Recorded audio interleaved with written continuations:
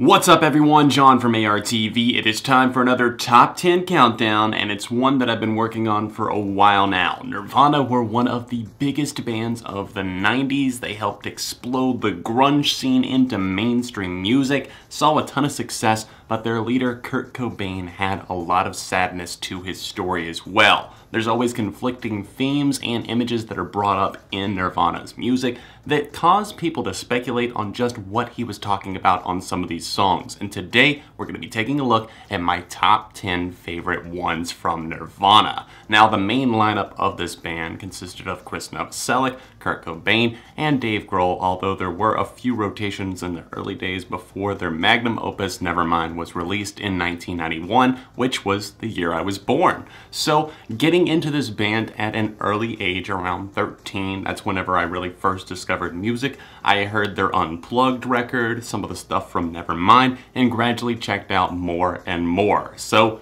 this is just my personal top 10. Let me know what you think in the comment section down below. And before we start the countdown today, if you're able to, just a friendly reminder, help support ARTV by either pledging on Patreon at that top link, or the second link is to TAD, an app where you can watch ads, and all of that money actually goes back to ARTV. If you download the app, you can earn up to 500 TADs a day, and every 500 TADs is 50 cents in actual money. So thank you to everybody who will support. With that being said, thanks for watching. Don't forget to leave a like on the video, and here's my number 10 pick.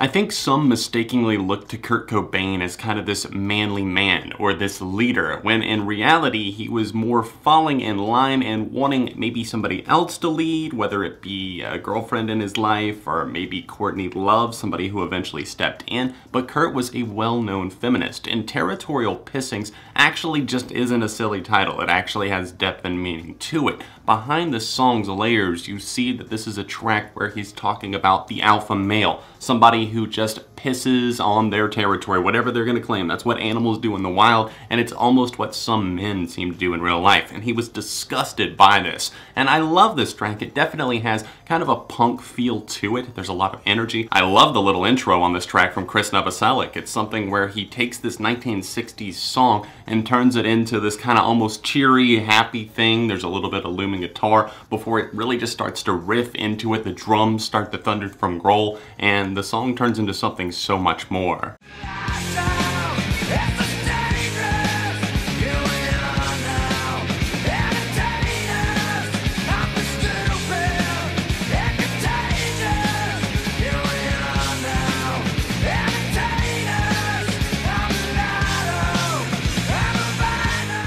Hey there, are you alive and breathing? Well, you've probably heard this song, Smells Like Teen Spirit. It's the track that really everybody knows Nirvana for, and for that reason, Cobain hated this moment. He didn't play it live all that often, although they did play it at some of the major festivals like Reading in 1992, and that was an explosive performance, but you could tell there was always a bit of sarcasm and snark whenever he would play it, even on Saturday Night Live and that sort of thing, because he detested the song for what it had become. He was kind of this media personality that they loved to flock to. The media was always following him. And for this song, he said, I'm going to write an anthem and I'm going to make it just this ultimate pop track that's easy to sing along to. But it's really an anthem for the standouts, the castaways, those who do not fit in. And for that reason, it got big with really everybody. It didn't matter who you were, punk, goth, prep, you were jamming this song, and it was cool in the 90s, and it's even cool now. I would argue that even though it is so big,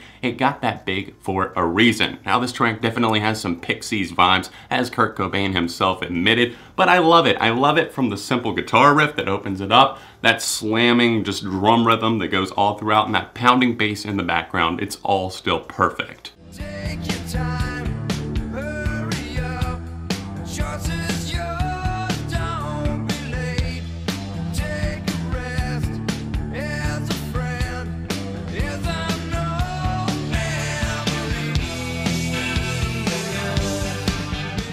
Contradicting statements are something that Cobain was definitely known for in his lyricism, and here on Come As You Are, my number 8 pick today, we see a song full of questions, and he answers them himself, but also kind of contradicts himself. Take your time, hurry up, and it's back to back like that through the entire song. The choice is yours, don't be late. And he lingers on this track. It seems like he's trying to kind of think out what his next move is, and then he sings that iconic line, I swear I don't have a gun, which obviously many people have looked back to later, considering he ended up killing himself, self-inflicted shotgun wound in 1994, implying that obviously he did have a gun. There's a lot of drug references that could be made throughout his entire discography, really, but I think some people look to moments like this and a few of the other ones that we're going to talk about today in dealing with his heroin problem.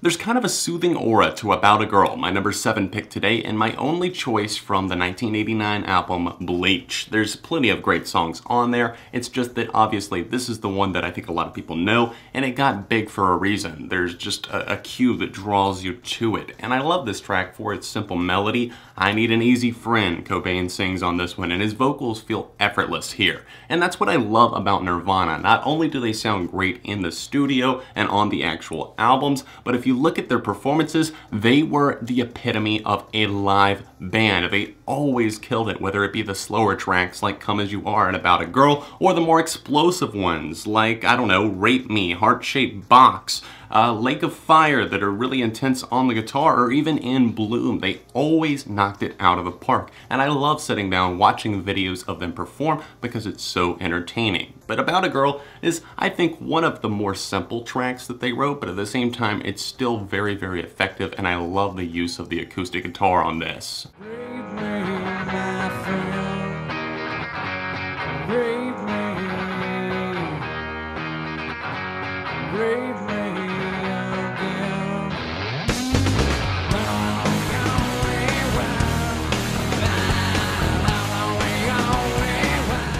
Rape Me is a moment that could make some people cringe just because of the title alone, whether it be because you've experienced sexual assault yourself, or you know somebody who's gone through it, or just because it's such a trigger-heavy word and phrase. Rape Me is a song that's very volatile and just expressive in what it feels. Obviously, I think Kurt is using the term in two different scenarios here, whether it be somebody who is actually the victim in the scenario sarcastically talking to their captor, the rapist, who's actually committing this crime. And they're saying, go on, rape me again, because I'm not the only one, as he sings on the chorus. I'm not the only one who's experienced this.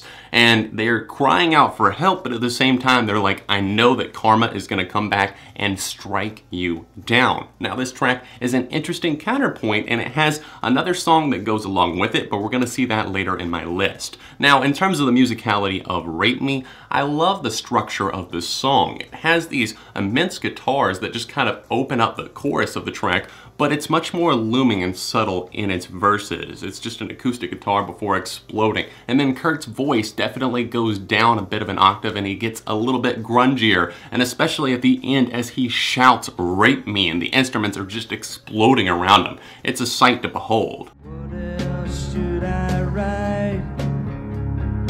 I don't have the right. What else should I be?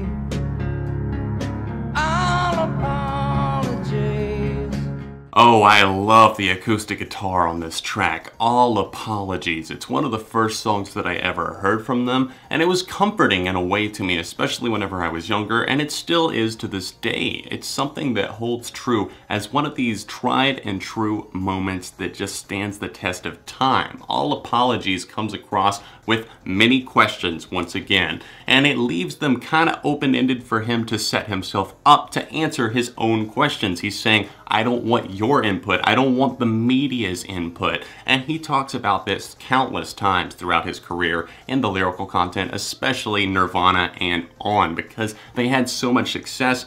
he had to dwell on that and put it back into his artistry. On this song, I think he's not only addressing his family, Courtney Love, Francis's daughter, but also Nirvana fans in general, and it's just kind of a sweet sentiment for somebody who was kind of a fucked up individual who was struggling with a lot of depression and a lot of anger and a lot of feelings towards the world, but at the same time dealing with all of that and having an intense drug problem.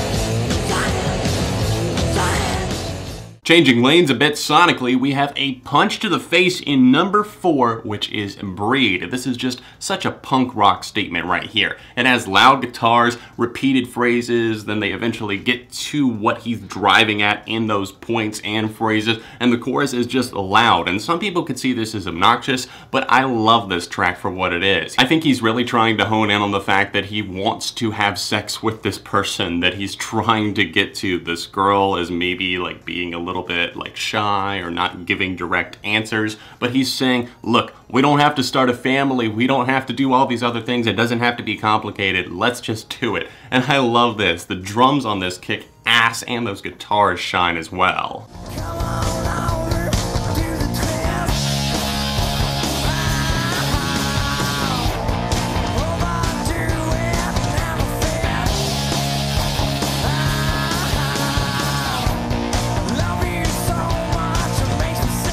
My number 3 choice is a little bit more under the radar. It's called Aneurysm, and you can get this on several of their live albums and the compilation record that's called Incesticide. It's also on the Super Deluxe edition of Nevermind in a live setting. Now this track is really cool because I like how it sets it up. It kind of has almost a sarcastic tone to it once again, but he really pushes those ideas, especially as it goes into the chorus of the track. And this song seems to be entirely about drugs, and he's kind of commenting on the fact that he can't stop shooting up. He can't stop getting high. All he's thinking about is the next time that he's going to score drugs or get high. And the entire song is about that. But at the same time, if you're just listening to it as a surface level fan, or it's the first time you hear the track, you're probably not paying attention to that. But really, this song is surrounded by all of those things. And for that reason, it probably didn't make it onto one of their actual studio albums, but I'm glad that it actually did see several releases because it is fantastic. I definitely suggest seeing the full performance at Reading 1992, where he comes out in the hospital gown. Asked me to untie her, chasing me and asked for a few. Isn't me having seed? Let me clip dirty wings. Let me take a ride. Hurt yourself. My number 2 favorite Nirvana song is Polly, once again from Nevermind. This song sees a different perspective and is the counterpart to the track that I alluded to earlier on Rape Me. Rape Me is the perspective of the person who is the victim, and here on Polly, we get the perspective and insight of the captor, the rapist, or whoever it may be. But in this situation, Kurt gets inside of the mind and kind of probes that person. And he's obviously not writing this from an autobiographical point of view. It's something where he's trying to channel somebody else's perspective, and I really admire that. You see a lot of artists have done that since then, and obviously most recently what comes to mind is Billie Joe Armstrong getting inside of the head of a mass shooter on the track Bang Bang. So here on this one, what I really like is the fact that it almost has a cinematic point of view. You can see what's playing out, and it's kind of a drab story. It's a slow song, but it's oddly calming. Just those guitars, a spotlight on Kurt's voice, and it's kind of striking, charming, and beautiful, but in a very messed up way. Now this track, Polly, focuses on somebody who's being held captive, and it seems like this guy is taking advantage of her, holding her hostage, but really just going about his business, doing his own thing, not paying much attention, and he's like, oh, I think she wants me to untie her. I think she wants some water to put out the blowtorch. There's so many clever lines here, a lot of weird insight, but if you sit down, listen to it, it's gonna come across kind of magical.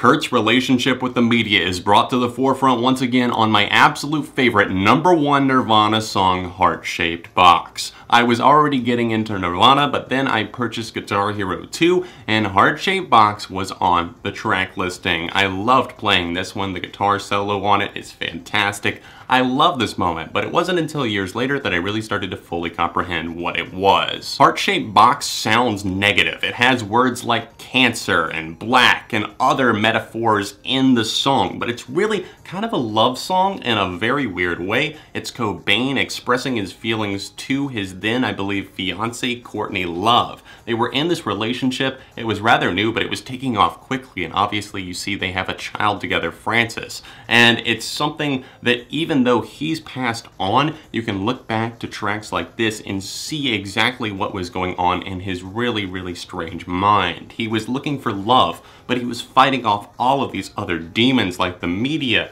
drugs, his family, people putting pressure on him to perform, and Nirvana, arguably the biggest band in the world in 1993, 1992, that whole era right around there leading up to his suicide. I hope you guys enjoyed seeing my top 10 favorite Nirvana songs. Don't forget to leave a like on this video and let me know your favorites in the comment section down below. Like I said at the start of the video, if you're able to help me out, my Patreon and the TAD app are the top 2 links in the description down below, especially for those who can't donate actual money. All you have to do, watch some ads, and it supports ARTV. Grab the app for free at the second link. My Patreon is stuffed right over there in the annotation in the corner. If you want to see my Nevermind review, you can click right here. I did that recently for Nirvana, and then right over here you can see another recent top 10 that I did. Socials are found in the description, and other than that, I'll see you very soon right here on ARTV.